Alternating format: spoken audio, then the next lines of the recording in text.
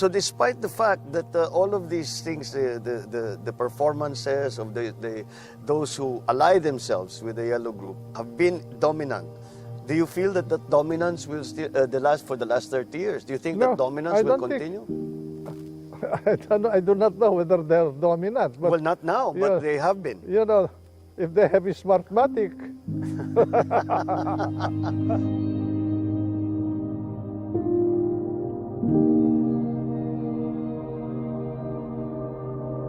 Bongbong, when I was in that government, I knew that I was there only temporarily because from the very start, I was actually like a pariah in the cabinet of Cory. Yes, because you were considered the implementer, the main implementer of martial law. And I think some of the orders that were signed by you and by then President Marcos. So kayo talaga ang sinisisi doon sa martial law. At saka, hindi lang yun eh. 1 month after your father departed, I thought he will reopen the Batasan Pambansa. No, he did not reopen. What she did was to consolidate power unto herself by writing her own revolutionary constitution and assumed the powers, the executive power and the legislative power. The only thing she left was judicial power. In the face of all of this, I think we come to the question, how did you think Cory did as president? Did you think she wala kami dito, so hindi namin alam masyado yung mga detalye. You know, Bongbong, having been involved in the cabinet of President Marcos, and I'm not saying this to denigrate anybody, I was dismayed when in my first cabinet meeting with Cory, he did not make any decision. He will say, oh, Tito, Gingona, Tito, ikaw naman magsalita. Mon, ikaw magsalita. Oh, Doy. Ganun. Well, no decision. And I realized finally, personally, I'm sorry to say this, but I realized in that first meeting that I had in that cabinet, that the president that succeeded Jordan did not know anything about governance. And it showed afterwards. Well, it wasn't. He was the ones governing the country was not Cory. Other people who were around her. Oh. Well, it's not surprising because if you look at her record, she has no experience or even inclination, as far as I could tell, for government work or public service. Yeah. Well, I do not know whether it is true that she was very fond of playing mahjong, and that's why. Well, since we've come to the subject of Cory Aquino, and I guess that brings us to EDSA.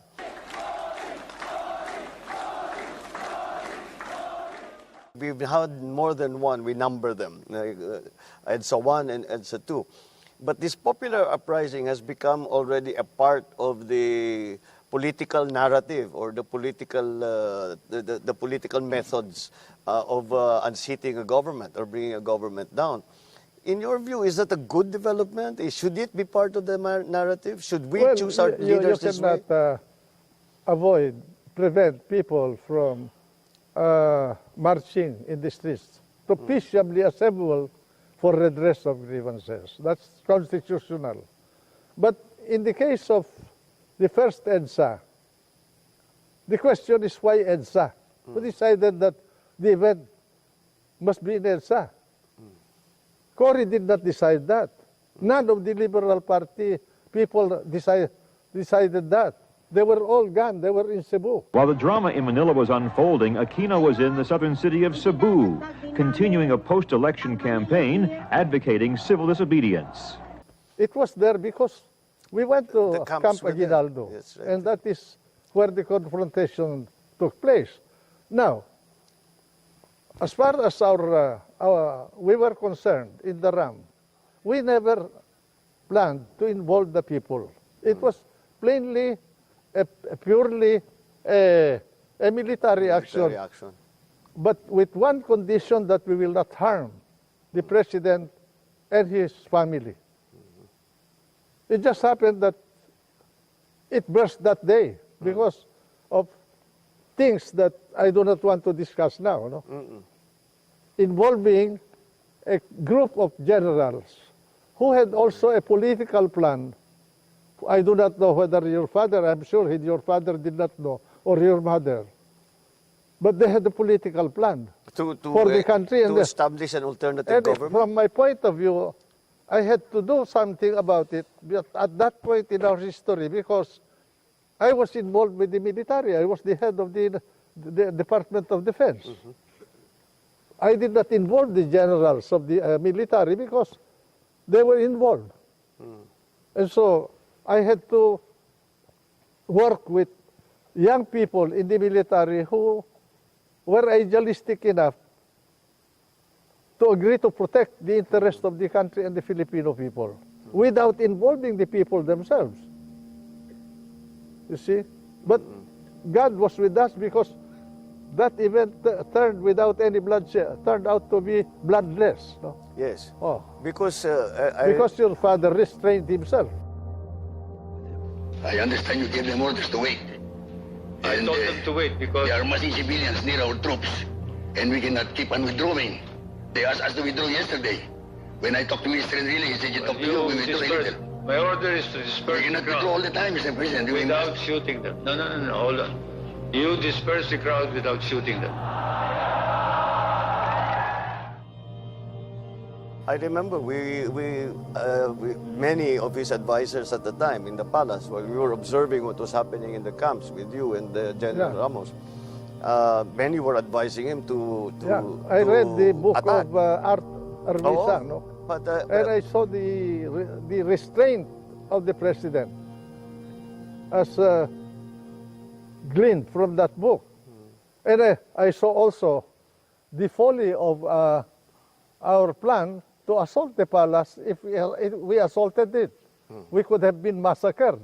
Because at that point you were prepared already. we were very well prepared. I think it's the first time we are able to talk about it. We would have been massacred there, you know. In fact, But I think there was a guiding hand that more or less controlled that event. By the way, I did not know that your dad was sick, huh? If you remember, I went to the palace. I do not know whether you heard about this. July of 1985, I was resigning why were you resigning? because some people reported to the president that my men in the Department of Defense were scaling buildings at night. It was true that we did, but that was in connection with his instruction to me to organize an anti-terrorist group unit in the Department of Defense. So on that basis, you thought that you did not, you no No, longer. they were saying that you were planning something. Although, to be truthful, at that point we were organizing because I received an information that there was a military junta and that I was supposed to be executed by that junta if something happens to your president. I did not know that the president was sick at that time. Why were you on the kill list of that junta?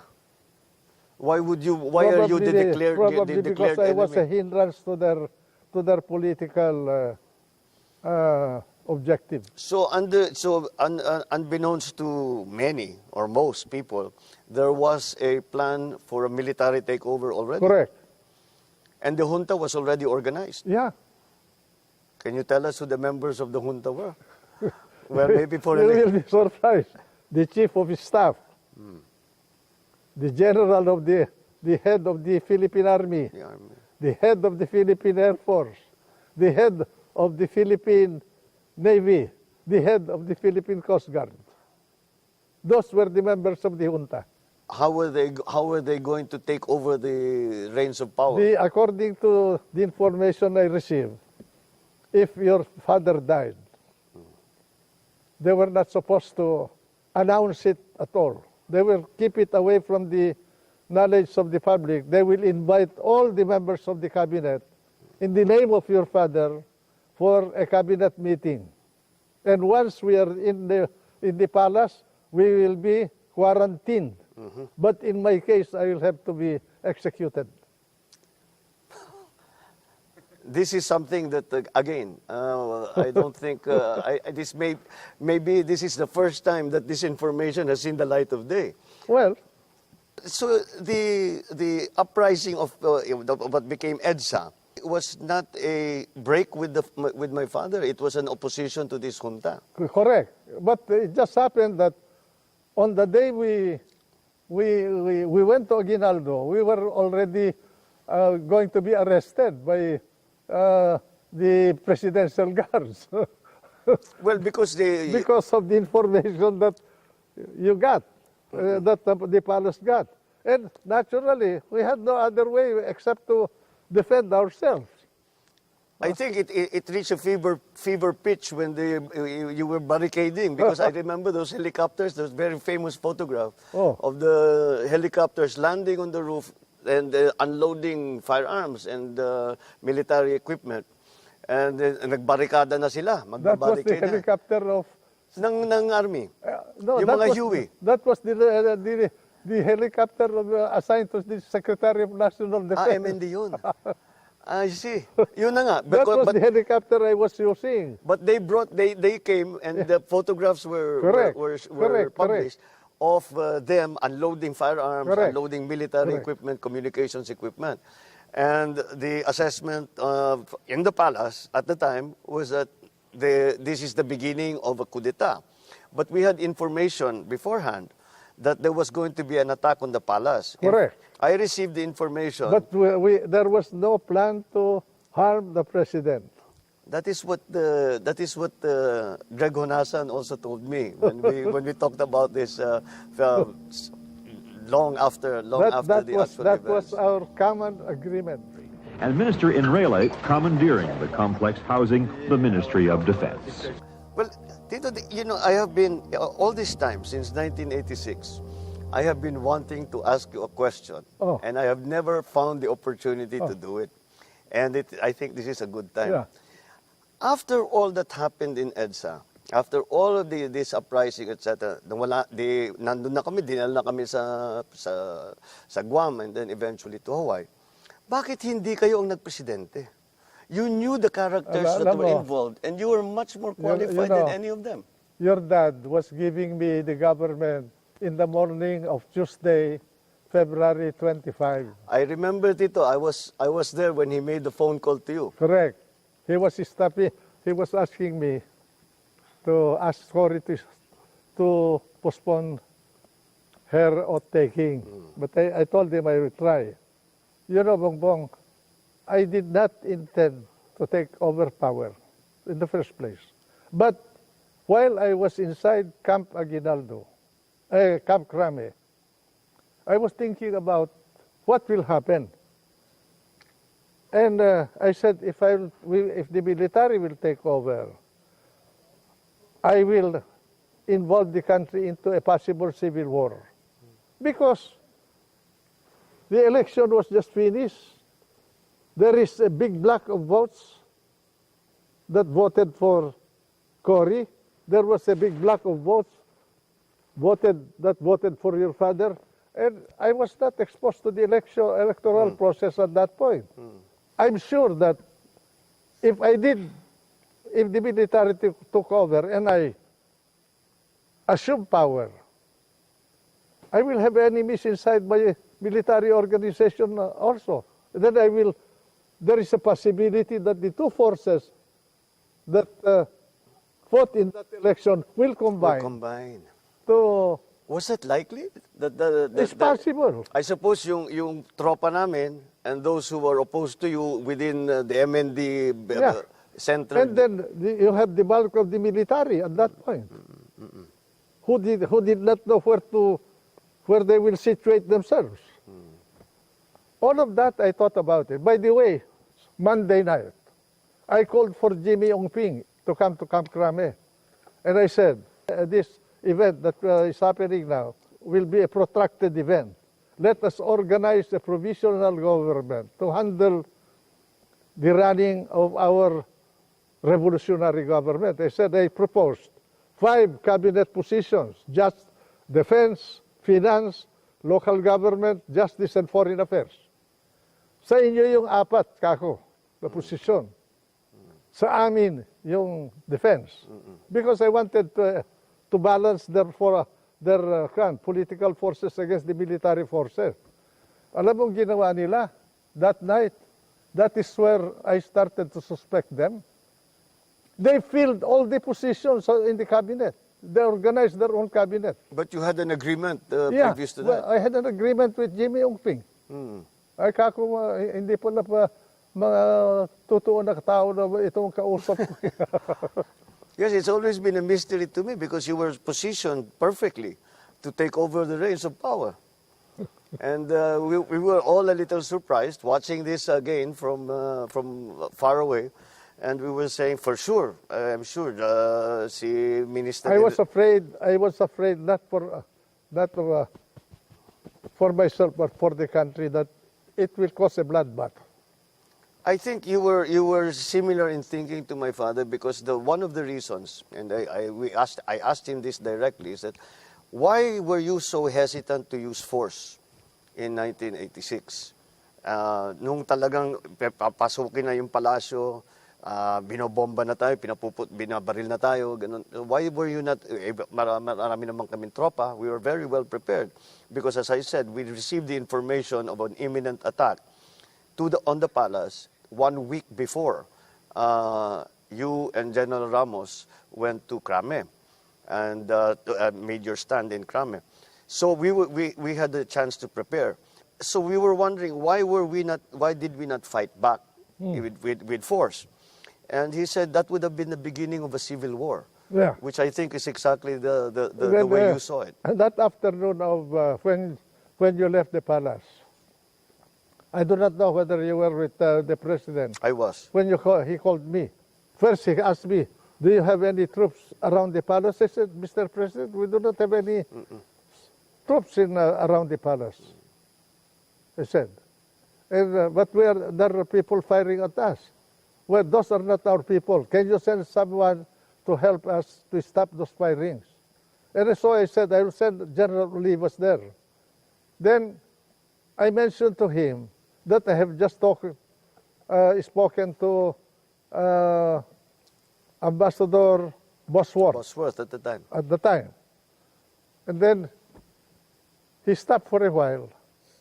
And then he said, "Can you call him back and ask him to make available to me the services of General Allen, Teddy Allen, so that we can leave Malacanang." I called up Bosworth after our conversation. I called up Bosworth, and I told him about the request of the president. After a while, Bosworth called me up, and he said, "Can you ask General Ramos to coordinate with Teddy Allen to help in the departure of the president from Malacanang?" And that's what I did. I remember very well that it was General Allen. We remember we were waiting for the American helicopters. Yeah. Because the presidential helicopters was also in Malacanang Park. Yeah. But they had already been strafed. So may tama na, so they were. But then the proposal was that they would send helicopters from Clark. They sent 2 big helicopters from Clark. And I remember when we crossed Pasig River, the officer who met us was General Allen.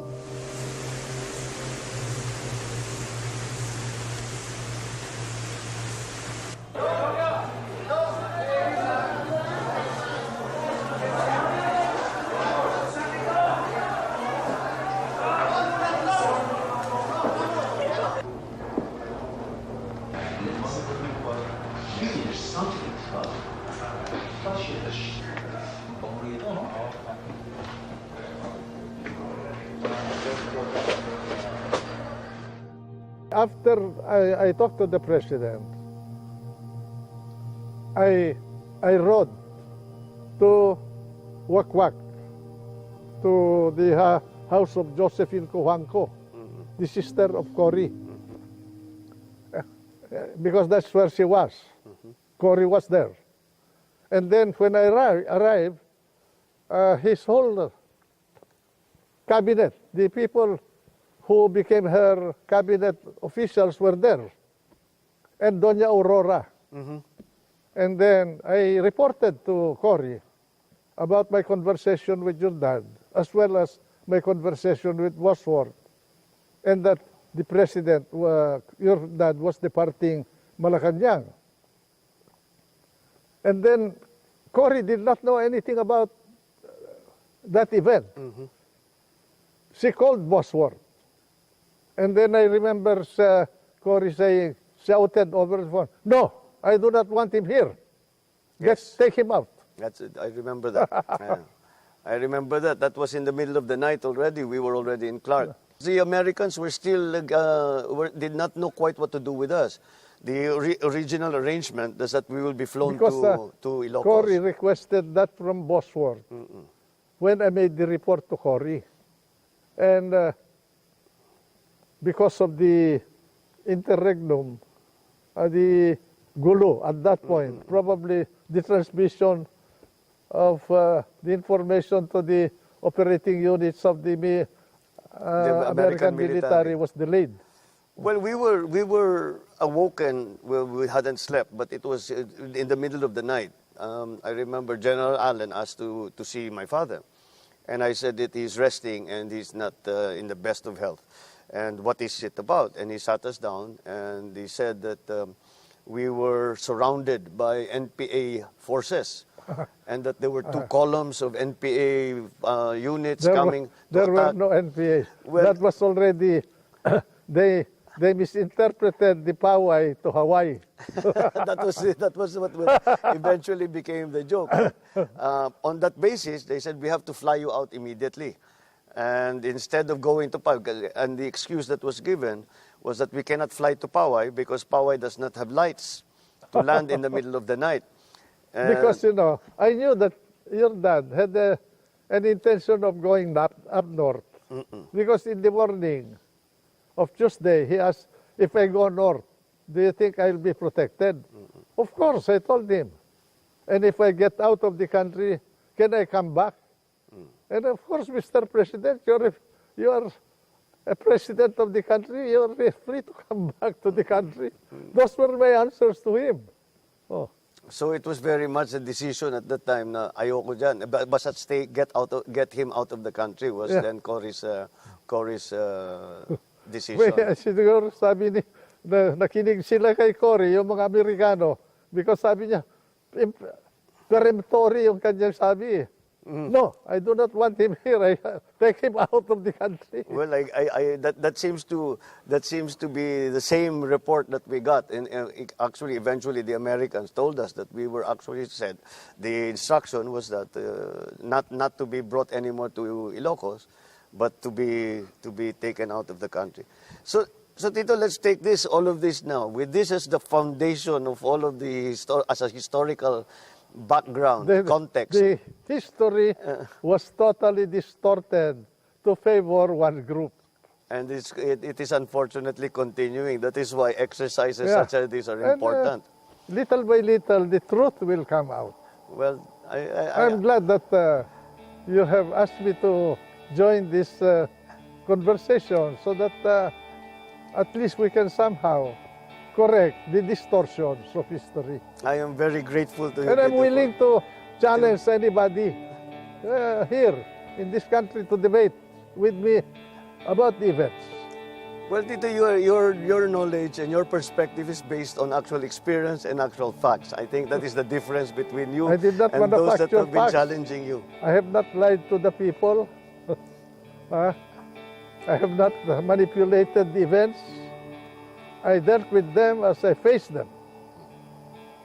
Well, Tito, on that note, I know it is for me to thank you for allowing us a view into the... Anytime, any place, I'm always at your service.